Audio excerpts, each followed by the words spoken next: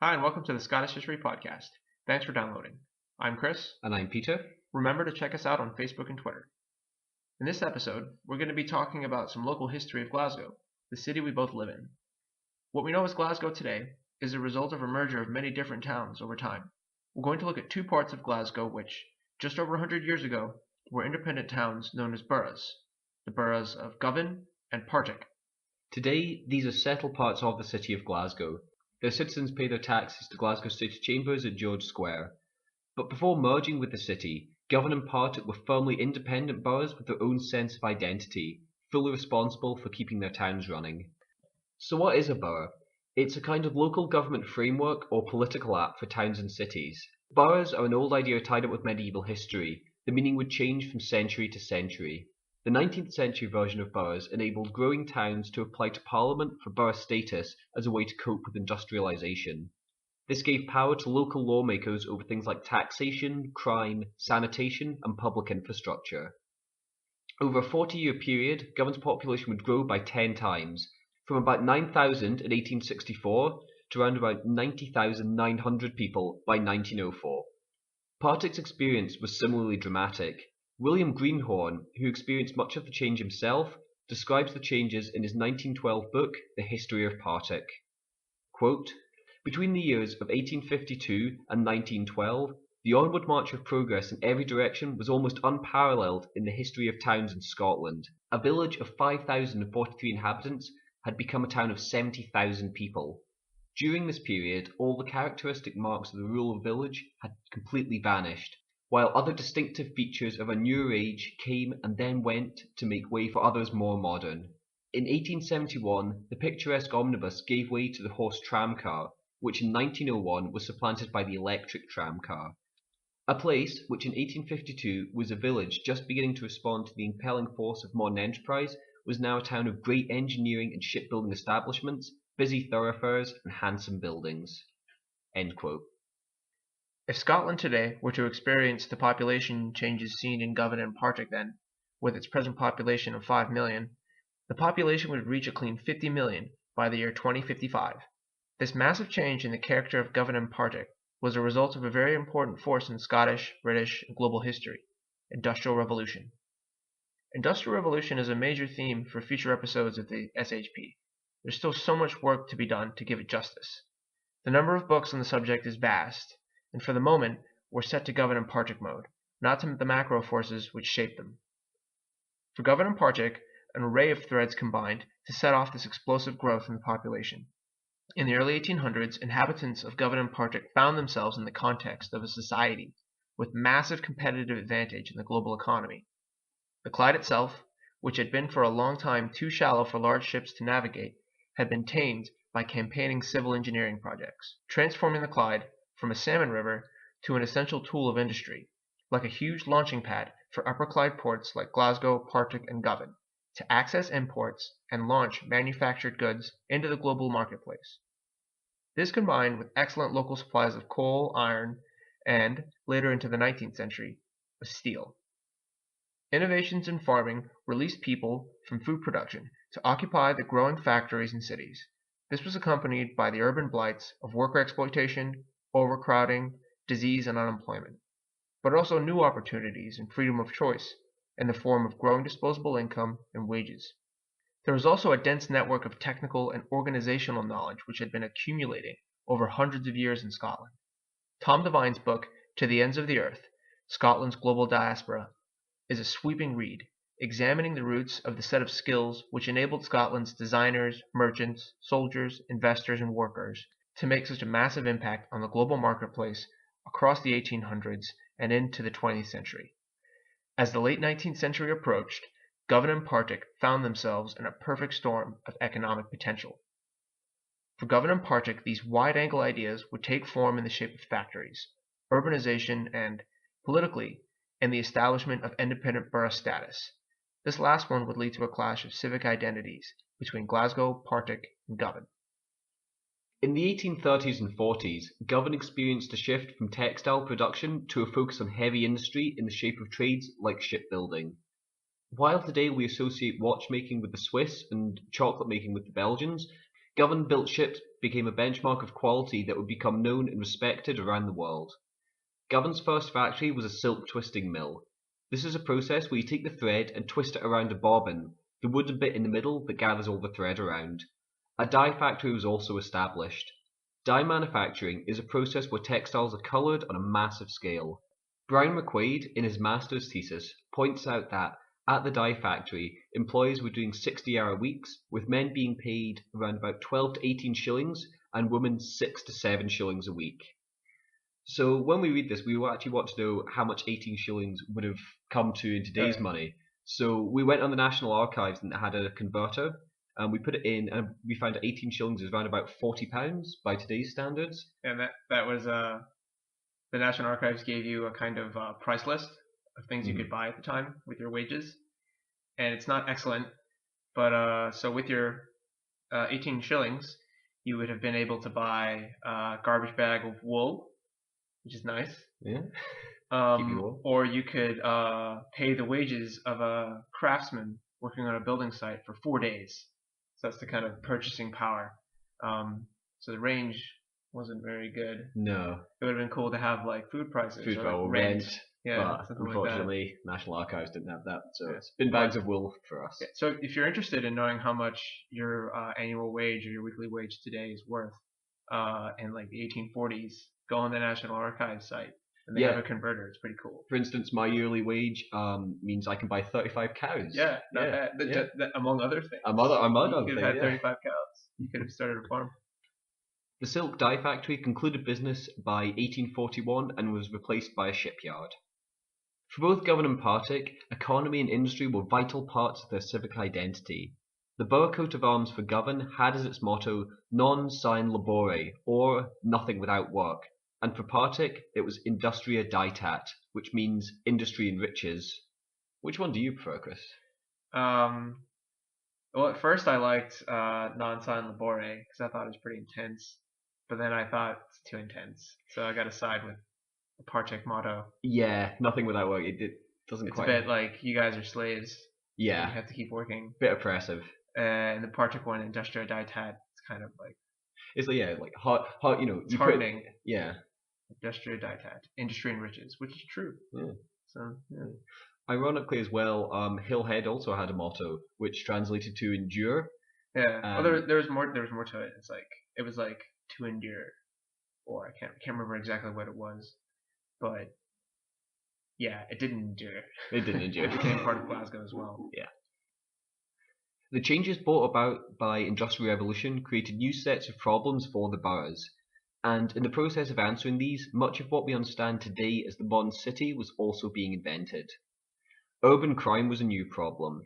Those who owned property were increasingly worried about law and order as more and more workers arrived from around Scotland and the British Isles to work in the new economy.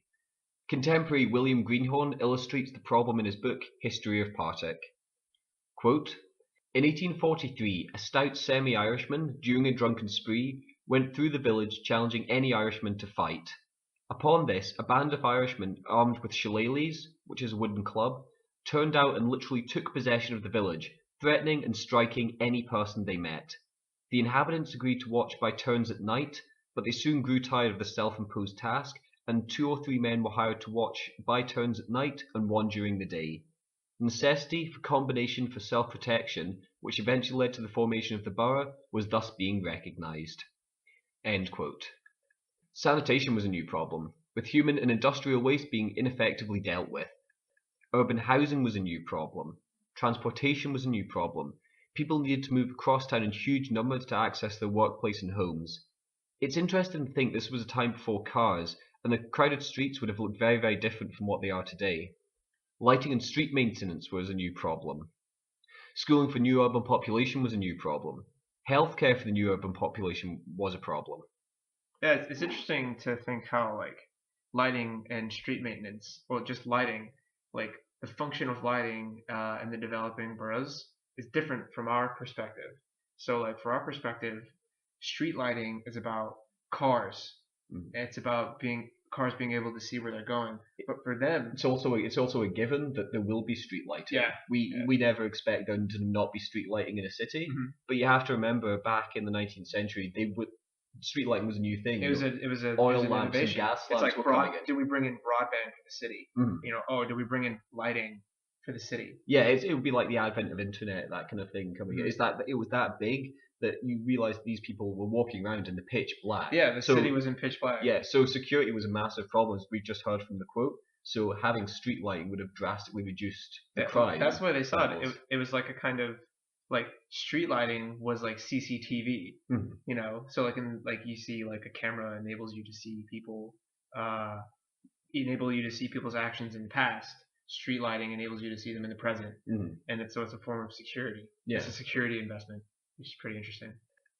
The tool which was used to meet these new civic challenges was to apply to Parliament for a borough status. This would equip the town's voting public. Now, in this time, the voting public only included the town's wealthiest citizens. This enabled them to raise local taxes to pay for public services. It was a way of turning vision into action. So if you wanted a public park, you could raise money and build a public park. If you wanted new dock infrastructure for shipping, you could raise the money through taxes and then construct the infrastructure. Both Govan and Partick would use their new powers to establish a formal police force and fire service. They would set up street lighting and street maintenance. They would run public schools and build hospitals. An established borough involved a democratic structure of elected officials and a provost, which is a kind of mayor. The status of borough also came with some nice bells and whistles, a borough coat of arms, as mentioned earlier, and fancy provost robes. It all added up to a formalized civic identity which people in Govan and Partick could take ownership of. It's interesting to note how the boroughs of Govan and Partick were the entities most responsible for funding their public services. They're almost like struggling small businesses at times. The stakes of local politics were very high. T.M. Bracci, who wrote The History of Govan, this was published way back in 1905, describes how the borough of Govan was confronted with difficult choices during an economic depression in 1883. Quote, "The borough was already embarked in many large enterprises, demanding cautious and careful management, and there was a danger of making mistakes on a colossal scale." End quote. He mentioned that, quote, "The arena of public life at that time called for expert hands and men of brains." End quote. With the onus on local government for funding public services, it seems logical that a borough would always be on the lookout for new efficiencies and sources of revenue to fund the city treasury. This is probably what the city of Glasgow had in mind when it made the first of many attempts to absorb the revenue-rich boroughs of Govan and Partick within its city limits. Glasgow's first attempt to incorporate Govan and Partick was launched in 1868, only 4 years after the borough of Govan was established. Bracci describes Clause 9 and the subsequent debate for Govan's civic survival. Clause 9 reads, quote, "From and after the end of the present Parliament, the City of Glasgow shall..." Okay, so what's happening here is that the City of Glasgow has made a motion in Parliament to make it so that Glasgow, Govan and Partick are represented by the same group of MPs, which means members of Parliament. And this was seen as the first step in making it so that Glasgow, Govan and Partick would all be under the same municipal authority. They would all be under the same borough. End quote. But Bracci goes on to draw us to the true intentions of the Lord Provost of Glasgow by quoting a past comment from the Provost of that city, meaning Glasgow. Quote, "Should it be advisable at a future time to extend the municipality of the city, it was extremely desirable that any parliamentary boundaries that might be fixed should be done with a view, if possible, of making the municipal boundaries and the parliamentary boundaries identical." End quote. The Borough Council, however, was not pleased and prepared to resist. In Bracci's History of Govan, the great struggle to protect Govan's borough status is described as, quote, "These boroughs, however, were well able to manage their own affairs, and naturally they did not desire to be burdened with the City of Glasgow police rate, statute labour rate, sanitary rate, public parks rate, prison rate, registration of births rate, houses of refuge rate, and city improvement rate, not to speak of the new courthouses rate, sewage improvement rate, and the whole clam jaffrey of rates under which city ratepayers were then groaning." End quote. He goes on, quote, "The commissioners buckled on their armour, they meant to fight. A meeting of ratepayers of Govan was convened on the 13th of March 1868. End quote. It's interesting to note that it was the ratepayers of Govan who had been organised, not the general population. This was a time when political life was steered by a narrow range of the population. You needed property, wealth, to be of a certain age, and you also needed to be male. So, sorry, ladies. So, when we're talking about Govan's fight for civic freedom, perhaps what this really means is the struggle of the local elite to protect their identity and sense of place, and of course, the levels of taxation. But even then, it's refreshing to read about people so committed to their locality, when identity and pride of place has been, at least in my opinion, so centralized in the UK and around much of the world. So you get the idea of the UK as London, America as New York, Miami and LA, Scotland as Edinburgh, Glasgow and the Highlands. Some evidence of the local feeling at the time can be found in a poem by John Murray, who was a Govan local at the time of the annexation battles. It was a poem called Free Water for Govan. Quote, or big sister's a mess. Okay, I'm gonna do this. Yeah. Quote, or big sister's in a mess. Her population is getting less. If I read Richt in the public press, she's getting mixed. And our borough, nothin' less, her is fixed. End quote. Another contemporary from the period, a guy called Dr. Strang, said in his book Glasgow and its Clubs, quote, shaking hands with Glasgow, so far as gas and lampposts are concerned, its future destiny will doubtless be to be swallowed up by an all-absorbing Babylonish parent city. End quote. Civic leaders in Govan argued that the boroughs were more compact and efficient than what they perceived as an over-centralized tax-hungry city authority. They meant Glasgow by that. Brocci gives us a sense of why the borough commissioners thought their borough was important by insisting that without borough status, quote, Govan would have degenerated into the position of a second-rate ward of the city, would doubtless have suffered from social and civic ostracism, would have had her wants attended to when there was time, and the combined views of her three representatives at George Square, which is in the city centre of Glasgow today, would have been like unto the voice of one crying in the wilderness. In the end, Govan was successful and Clause 9 was struck from the Act. Glasgow would return and make 7 more attempts over the next 44 years until in 1912 Govan became part of the city of Glasgow. Local histories have suggested that the shift in favor of joining with Glasgow was decided by factors like the savings from merging public services like transportation, so tickets would become cheaper. There was also an argument that Govan citizens were traveling into Glasgow to enjoy Glasgow-funded services without making a fair contribution to their funding. Glasgow also added to the practical advantages of a borough merger with a tax freeze for Govan ratepayers to reassure the taxpayers that they wouldn't have to pay too much for maintaining bothersome things like public schools, bathhouses, hospitals, public transport, parks, and a police and fire service. Borough status for Partick was concluded too. Greenhorn, our contemporary from the borough of Partick, describes its end. Quote, on the first Monday of November 1912, at midnight, the borough of Partick ceased to be, while the borough organist played La Cabra no More. The provost's chain of office was removed from his neck, and as his robe was laid aside, the provost said, there they lie, the abandoned habits of the provost of Partick, taken from him by Act of Parliament. End quote. But Govan and Partick would now move forward as formally integral parts of the second city of empire, of Glasgow, a story which we will no doubt explore in future episodes of the Scottish History Podcast. So we hope you enjoyed that brief history of Govan and Partick. Here at the end of the show, we want to acknowledge the work of historians that we used and just give you a little pointer where you can go to learn more about the subject. One book we used was Historic Govan, Archaeology and Development, which had input by Chris Dalgleish, Stephen T. Driscoll, and Irene Maver, is an archaeologically focused narrative on Govan. Another book was a recently completed work by Mr. Brian McQuaid called Govan and Its History, From Early Times to Present. And he published this as part of Glasgow University. I found this in the university library. I think it was his master's thesis. So shout out to Brian for his work. Third source, which was great reading. Definitely the book I enjoyed working with the most.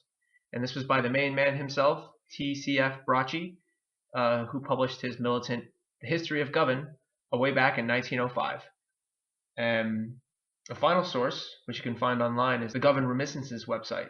And this is an enjoyable source and well worth checking out for its narrative on Govan history and a range of cool galleries of sketches and pictures and maps. And a final book, which we used for thinking about Partick, was Mr. Greenhorn and his book, The History of Partick, which you can find, if you're in Glasgow, you can find that in the Mitchell Library. Okay, well, that's the episode. We hope you enjoyed that, and we'll see you again next time on the Scottish History Podcast. Yep, so until next time, goodbye. Peace.